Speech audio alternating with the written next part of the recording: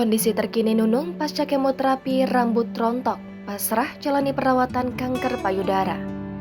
Imbas sakit kanker yang diidapnya, komedian Tri Retno Prayudati alias Nunung kini tampil berbeda.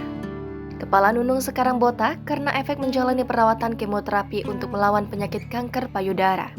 Meski demikian, Nunung percaya diri tampil botak saat mendatangi rumah rekan komedian Andre Taulani. Nunung pada awalnya datang mengenakan penutup kepala atau ciput warna merah. Dia tak segan-segan membuka ciput tersebut dan memperlihatkan kepalanya yang kini tidak berambut. Perempuan 60 tahun itu pun menceritakan perjuangannya melawan kanker payudara. Selama menjalani kemoterapi, dirinya mengalami kerontokan rambut, tutur Nunung, dikutip dari kanal YouTube Taulani TV. Kerontokan parah itulah yang membuat Nunung pergi ke salon untuk memotong rambutnya. Dia mengaku menangis saat melihat rambut yang mulanya panjang kini harus dipotong. Bahkan pekerja salon yang melayani Nunung potong rambut pun ikut menangis lantaran terharu. Mulanya Nunung berencana untuk menyisakan rambutnya.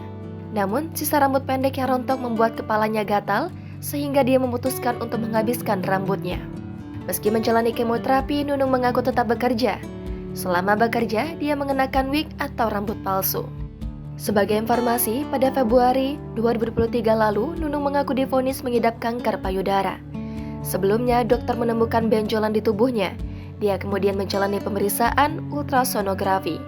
Hasil USG menyatakan bahwa benjolan di tubuh Nunung merupakan tumor ganas atau kanker payudara.